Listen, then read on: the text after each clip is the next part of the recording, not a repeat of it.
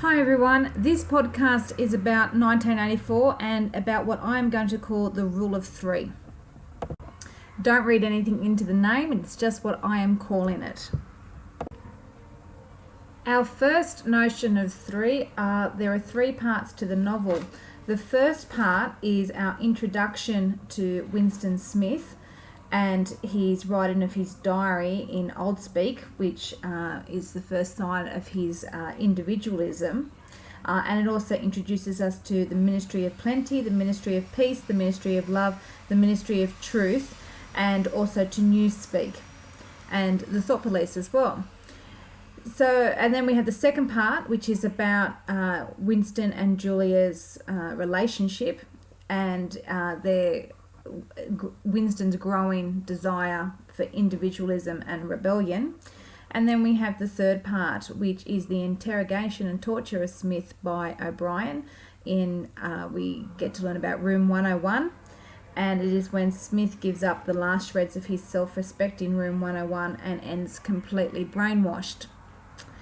We then have, also in three, the three nations, Oceania, Eurasia and Eastasia. Then there are the three characters, Winston Smith, Julia and O'Brien.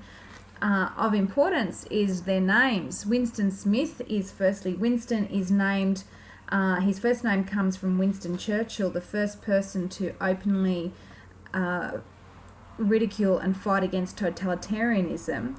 And then also the name Smith, which at the time was the most common British surname, which gives us an indication that Winston Smith is supposed to be an everyman.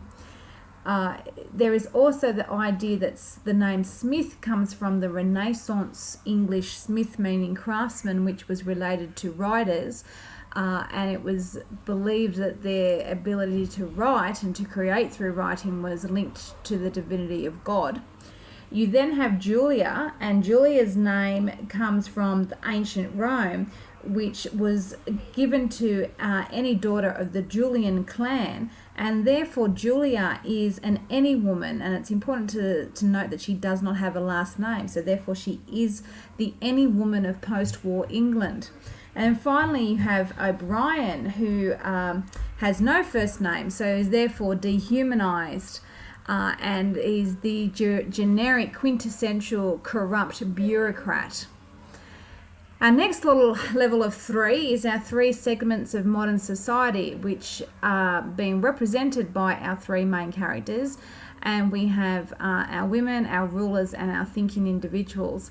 And then finally, we have our three groups of people presented in the novel: the ruling elite, the outer party, and the proles. I will probably do another podcast about what all this means at a later date. This is just something to get you thinking about why everything is broken into threes. What are the patterns of threes? All right, I just thought it was very interesting. Enjoy.